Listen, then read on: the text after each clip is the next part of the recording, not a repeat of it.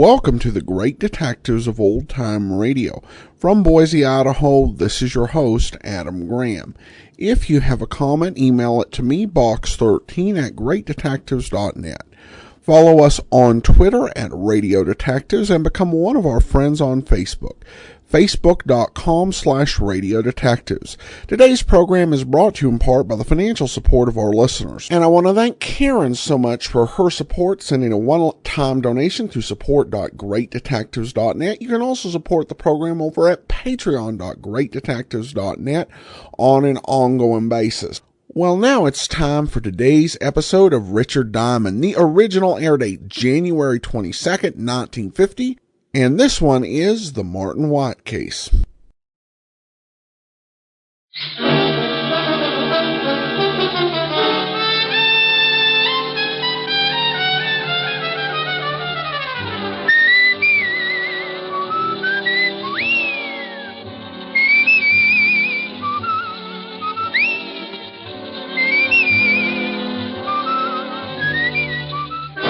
National Broadcasting Company presents Dick Powell as Richard Diamond, Private Detective.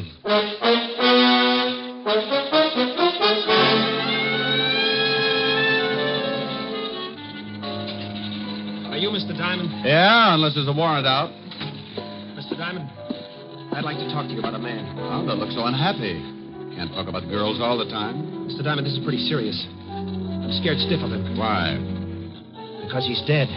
And here's another exciting case from the files of Richard Diamond, Private Detective, starring Dick Powell.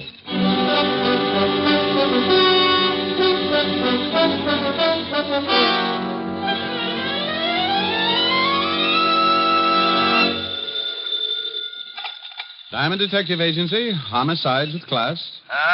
Well, that's a pretty good answer. What kind of a slogan was that, Shamus? Oh, my goodness. Sergeant Otis. That's right. Well, don't take any bets. I know a dozen people who would swear you were something else. Oh, now stop the gags. I got something important to talk to you about. I know what it is. You do? I bet you've lost your shoes. Oh, what makes you think that, wise guy? Well, I drove by the docks this morning and spotted 2 landing barges with laces. Oh, I give up. Here, you better talk to the lieutenant. Rick? Hello, Walt. Why don't you lay off Otis? He was just calling to ask you to do a favor for us. What kind of a favor? The 5th Precinct is having its annual dance next week. Oh, now, Walt. Well, what's the matter? Just a couple of songs, and then you can go home. Oh, sure. Just like last time. I was just going to be a couple of songs last time, too. But before those lovely cops let me go, I had a crack in my voice like the Liberty Bell. Now, this time, I promise. Only 2 songs. All right. If one of them's Mule Train. Sure, but why Mule Train? I want to whip Otis for sound effects. Oh. Mr. Diamond? Wait a minute, Walt. I think I spotted a client. Okay, Rick, I'll tell the committee you'll be there. Bye.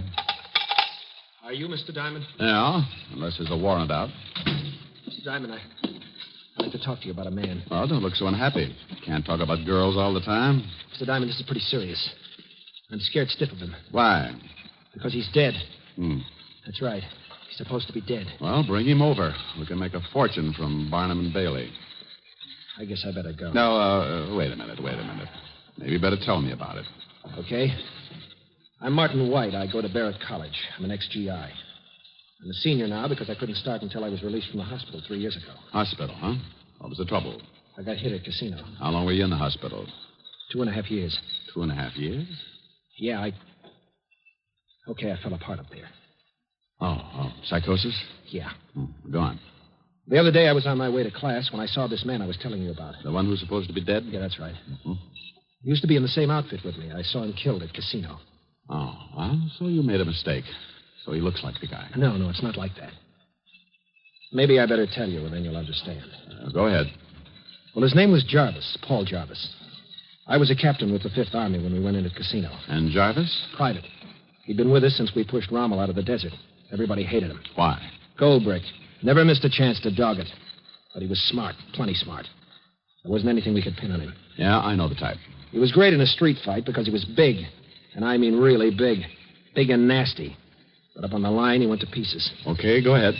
And one night, we got a report that a man answering Jarvis's description had killed a corporal in a fight. By the time the details got to me, the Germans had opened up with everything they had. I was ordered out on patrol, so I Took Jarvis with me. You took a big chance. You know it. There was one witness to the killing, an old man in the town. If Jarvis knew he might be identified, he'd have gone over the hill, sure. So I figured I'd watch him. Keep him with me until the Germans slowed up and we could show him to the old man. Oh, we moved up. The Krauts had the main body zeroed in with their 88s. Our job was to move up, try to spot a path through the enemy artillery pattern. We had to belly down, and Jarvis and I ended up in a hole together. They'll spot us, sure. They'll correct and drop those things all over us in a minute. Keep your head down, Jarvis. I tell you, they'll spot us. Now, you listen to me. You raise your skull 1 inch out of this hole before I tell you, and so help me, I'll drill you myself. Okay. You hate my guts, don't you? Knock it off. This is real funny, this is. 2 guys this close hating each other. Next time I'll pick a bigger hole. Captain White, What? about that murder. Can it? You think I killed the guy, don't you? I don't think anything right now, just those Kraut tanks down there. You're thinking about it all right. You and everybody else. You all hate me because I'm not a tin soldier like you with ideals sticking out all over your fat face. I told you to knock it off, but you wanted it laid on the line, so I'll tell you. Yeah, I hate your guts. Okay? That's good enough. I killed that corporal, Captain White. You're out of your mind. I am, huh? Well, this is as good a place as any to go over the hill. You're crazy. Get down. Relax. I got a bayonet pointed right at your belly. Jarvis, don't. Go on. Cry. Whine. I'm going to put you in for a Purple Heart. Only you'll have to pin it on your blanket. Jarvis, for the love of... Now you're only a number on the record. Jarvis, you dirty... You're going to take a little while to die, Captain, so you can think about me getting out. I'm taking off, and I'm leaving the rest of the saps with all the honor and glory they want. So long, Captain. It's all yours. Jarvis! Come back here! Jarvis!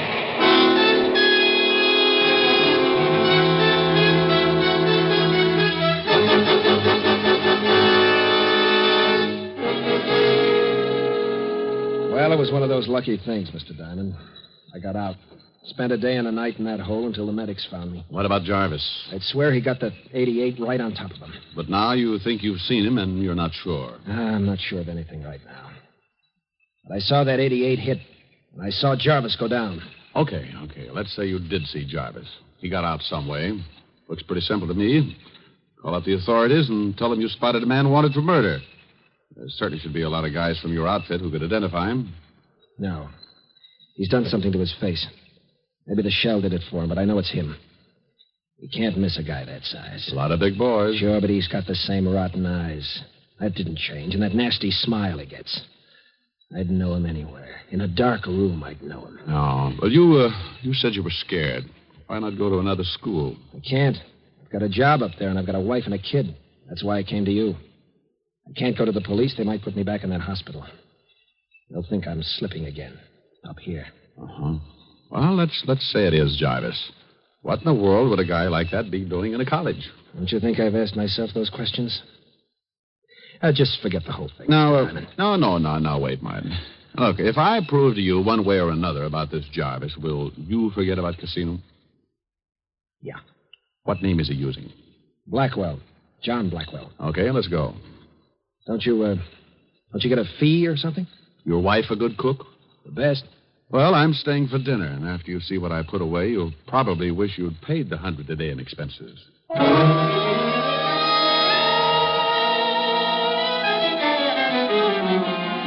Usually I'm pretty hard about my fee because the trouble I get into has to be balanced on the books some way.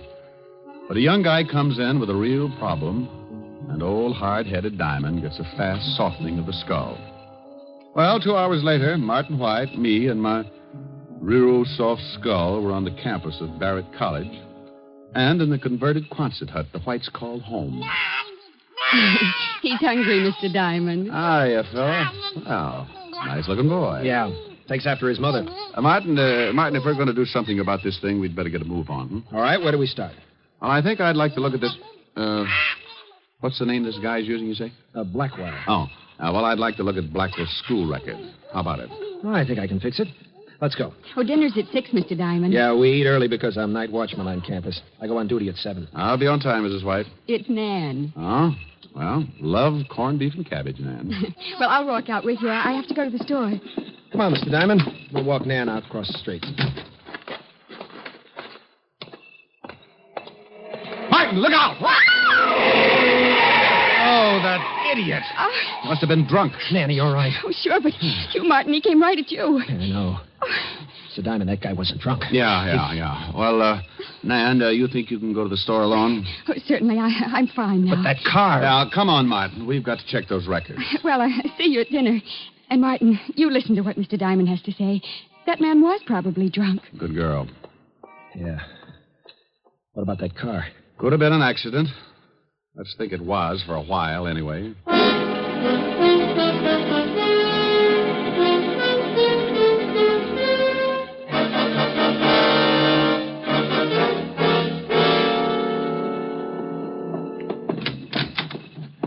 Well, this is where they keep the records. Hello, Susie. Hi, Martin. Well, hello. Hello, Susie. This is Mr. Diamond, Susie. Mr. Diamond, Susie Wirt. It's really a pleasure, believe me. We'd like to look at the file, Susie. You a new professor, Mr. Diamond? No, just a friend of Martin's. Married? Not a bit. Why? Pretty square, huh? Sometimes, but I can learn. Yeah. Well, I might just start some night classes of my own. Sounds like fun. In about 5 years, you let me know how your education is progressing. Oh. Age is a problem with you, huh? My dear, when I stumbled over 30, everything got to be a problem. Now, do you think we can, Yes. The records, Susie. Remember? Yeah, Susie, the records. Oh. Okay, which ones? We want to see the file. Everything from B to C. Okay. But if I get in trouble for this, you may have to make it up to me in some way. I'll buy you a soda. And I'll let you. Here they are. B to C. Thanks, Susie. I'll let you know when we're finished. Okay, be a recluse. Only I got some ideas about that, too. I'll be in the next room. Youth. Well, let's take a look. How come you asked for everything from B to C? No sense in letting everybody know what we're doing. If we just asked for Blackwell's file, Susie might have said something to him. Oh. Yeah, here it is. Yeah, it says here, John Blackwell, 28, resident of McAllister, Oklahoma. Hey, get a load of this. Height, 6'6", weight 240. Like I said, he's a big one. If he fell down, he'd be halfway home. Look, Martin, where can I find this Blackwell? Let's see. What does it say about his classes here? It's 2:30 now. Yeah, he should be in English Lit. Take me over there. You want to see him? I want to meet him. You want to meet him? Oh, now relax. Sooner or later, you've got to talk to him. Oh, Susie. Susie. Yes? Oh, Susie, we're finished. I'm not. How about that soda? I'll take a rain check. Lots of rain up here. Susie? Yes? Bye.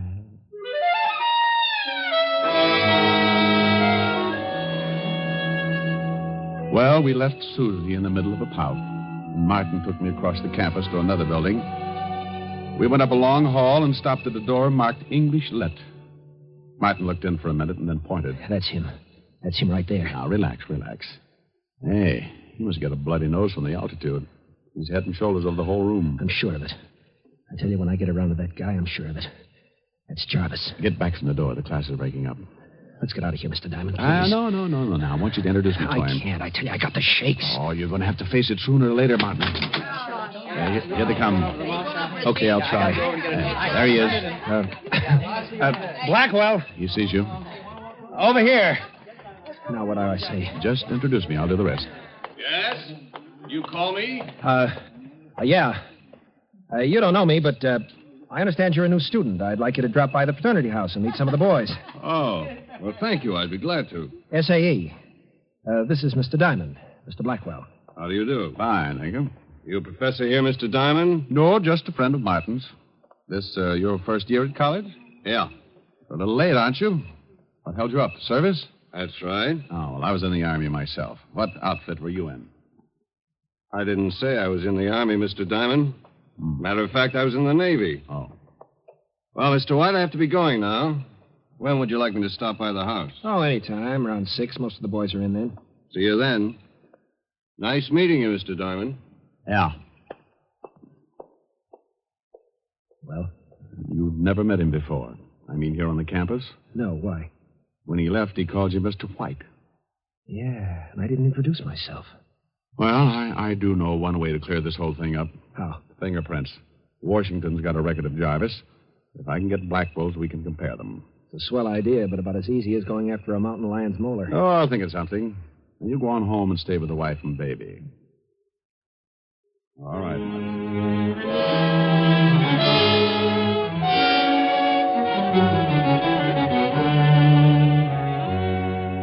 I left Martin and cut across the street to the college malt shop. When I went in, a bunch of kids were having a time playing records and making dates, so I slipped by them and eased into a phone booth and put in a fast call to the 5th Precinct Police Station and Walt Levinson.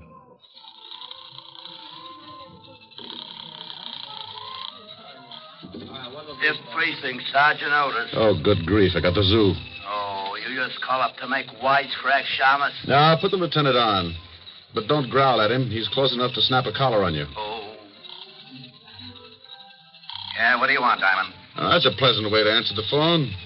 What have you and Otis been doing? Setting fire to the commissioner? Oh, I give up. Where are you? I'm up at Barrett College. College? Sure. I'm trying to talk the science department into bidding on your sergeant's brain. They've got gargantuas, and they need a match set. Now, will you please be serious? Okay, Walt. Now, look. I've run into something that has a good chance to end up looking like homicide. I can use some help. You know that's out of my district. Look, I just want you to do some checking for me. Find out about a John Blackwell who's supposed to come from McAllister, Oklahoma. He's a student here. What do you want to know about him? Oh, how long he lived in McAllister? Family, friends, the usual things. And then do some checking on a boy named Jarvis, Paul Jarvis. Check his fingerprints with the military authorities. See if he was ever in McAllister and if he knew Blackwell. Okay. Where can I call you and how fast do you need it? Wait a minute. What's the matter? I just spotted someone in this malt shop. Are you in a malt shop? Yeah, and I gotta hang up. I don't want to lose this boy. Well, where can I reach you? Call the local law and tell him I'm on the campus. Wearing a beanie? Funny. Pretty funny.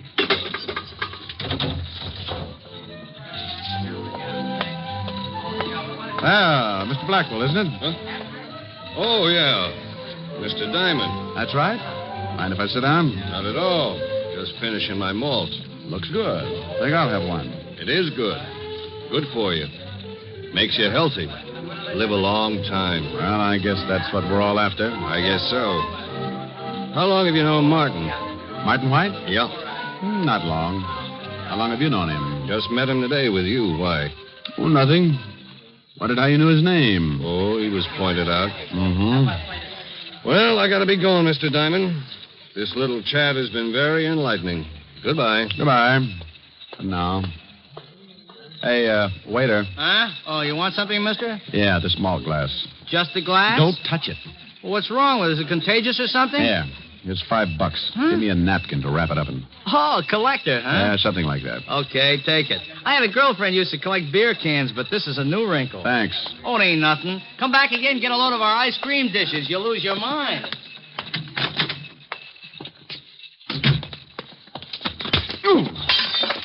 Oh, I'm sorry. I didn't look where I was going. Yeah. I hope I didn't break anything of value, Mr. Diamond. You're going to hog a sidewalk, that's for sure. Let me help you. I can make it.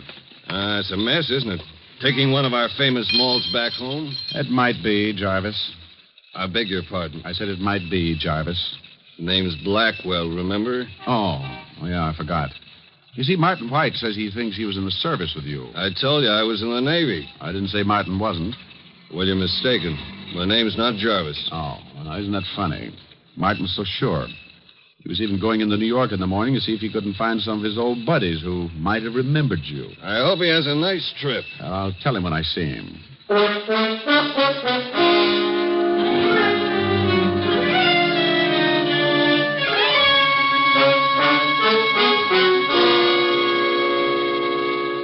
But I don't get it, Mr. Diamond. Why did you tip him? Oh, he knew it before I tipped him, Martin.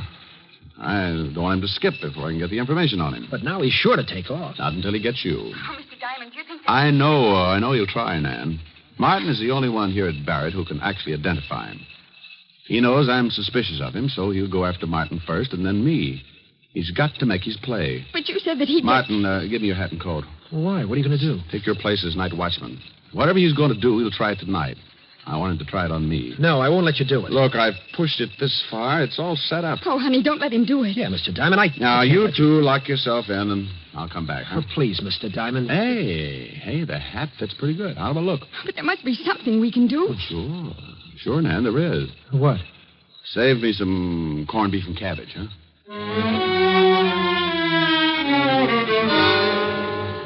It was dark when I walked out with Martin's hat and coat and started to cross the campus. I had a flashlight. The night was black, solid black. But I had a feeling that sat on my shoulder and raised goosebumps. When you've been in this business as long as I have, that feeling is an alarm ringing inside, telling you that trouble is creeping up. Halfway across the campus, I stopped. I heard nothing but the usual sounds that come with night. Dampened, muffled sounds. I walked on. And I heard it. The sound of someone walking well behind me. I stopped again. Maybe it was Jarvis. Maybe it wasn't. There was one way to find out. Keep going. If it was anyone with no business with me, okay, he'd stop following. I cut to my left, away from the main walk and toward the shadowy bulk of the college buildings. I kept going until I reached the gymnasium building. I was leading my pigeon to me. But who was the pigeon? My toes were beginning to turn in, so I figured I was. Then the bulk of a big building popped up in front of me. I tried the door. It was open. I went in, closed the door behind me. There was no light at all. Only a funny sound that I couldn't identify. A peculiar humming, and there was a smell. Chlorine. Yeah, chlorine. Now I knew where I was, an indoor pool. The hum was the filtering machinery. I wanted to turn on the flashlight, but in a place like this, I couldn't give Jarvis the tip on where I was. I had to get out, so I felt my way carefully along the tiled floor. I kept what I guessed was the middle of the walk around the pool, and then... He was in with me. I stopped, but he didn't.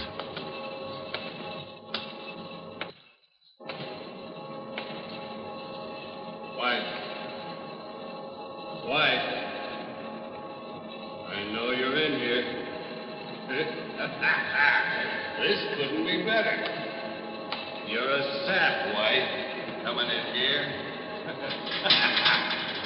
Don't be silly, White. You know that door leads to the filtering machinery. Come on, this way. It's the only way out, and I'll be waiting for you. Okay. It's all the same whether you come to me or I go to you. Stay where you are, Jarvis. What's that? We met before. You're not White. No, I'm not. Diamond? Yeah. Not White, and you're not Blackwell. You're Jarvis. Surprise, Buster? What's the difference? None, I guess. Where's the real Blackwell? Where you're gonna be, Diamond. Stay right there, Jarvis. Sure, and let you shoot off your mouth. All right, Diamond. It's all the same to me whether I get you first or White. I gotta do both. Now we'll see just how tough you are, Diamond. Well, the boy's got a gun. You missed, Diamond. And too bad the flash gave you away. Now I gotta do this fast. This is it, Diamond.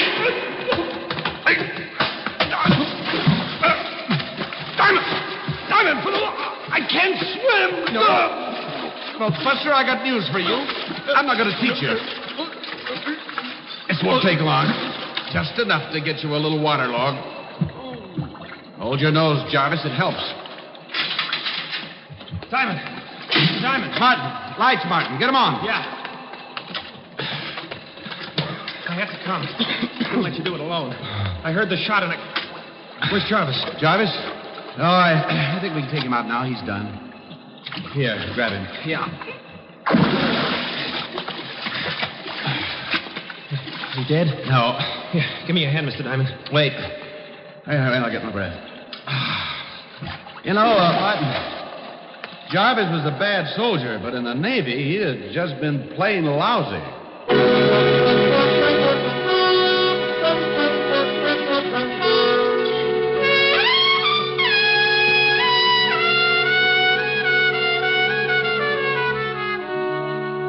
Oh, Mr. Diamond, we're both so grateful. got to pay you something. Okay. Mail the recipe for your wife's corned beef to a gal named Helen, huh? But, Mr. Oh, Diamond... forget it. Jarvis won't... I mean, he won't... Come back?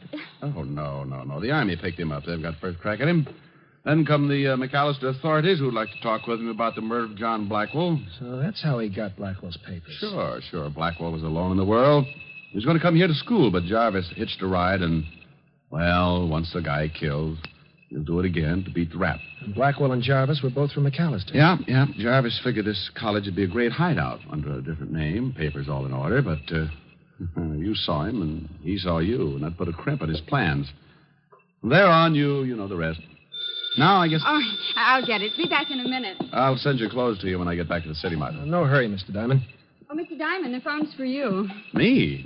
But no one knows I'm here but the McAllister police force, Levinson, Otis, Jarvis, Susie, the campus, and you. Well, he asked for you. Oh, thank you. Hello? Diamond? Levinson? Yeah. Well, what's on your mind? Are you all right? Never better. Why? Because we got the report on Jarvis. He's a bad boy. You watch yourself. Don't get caught alone with him. Oh, sure, Walt. I'll be real careful. The only place I'll be seen with him is in a swimming pool. Huh? Now, cut the wisecracking. What's that? Did you say something? Hold it a minute, Walt. Oh, Bill, shh, please. Sorry, Mr. Diamond. I guess the phone awakened him. Diamond, what are you doing? You got asthma? Quiet, Walt. Hold it. Martin, bring the baby here. But he's never done this at this time. Oh, never mind. Bring him here. Okay, you asked for it. Now, baby.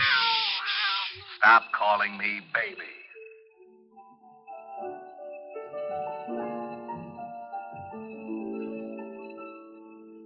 It's twilight on the prairie, and the moon will soon be high.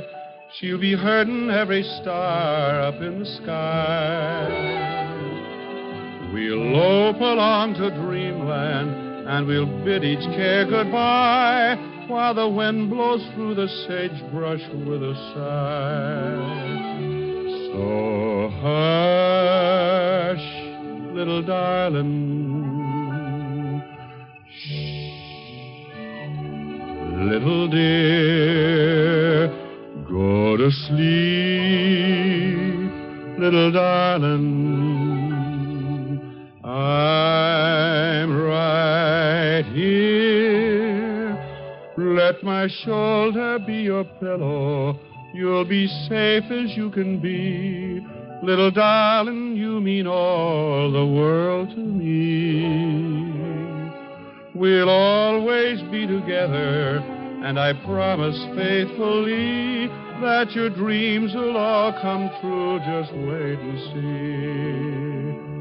So hush, little darling. Little dear, go to sleep, little darling. I'm right here. Hello? Hello. Say, what's going on over there? Oh, now, hold it a second, Walt. I got somebody who wants to say hello to you. That's a good boy. Now, say hello to the lieutenant. Otis, get off the line. Walt. Yeah? Bye.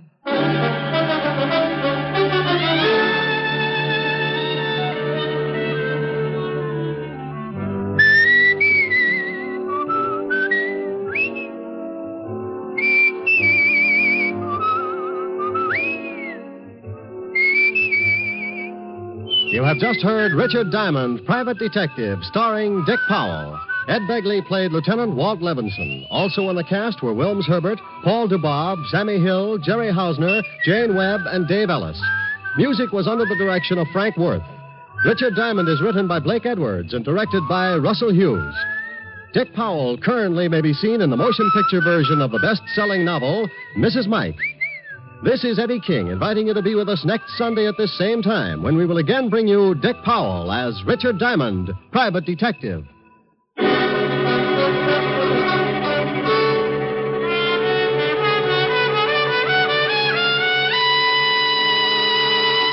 What's on NBC?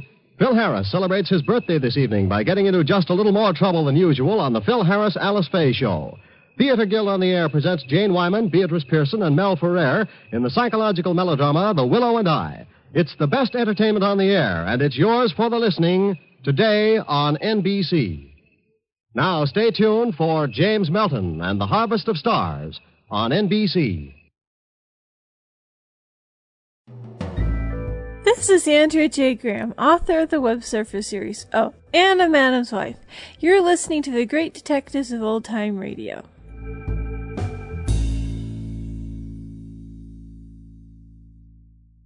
Welcome back. Well, a below average amount of violence for this show, and Diamond manages to get his man. I also have to say that I really like the lullaby. It's a very sweet song, and I think it really fit Dick Powell's voice just perfectly.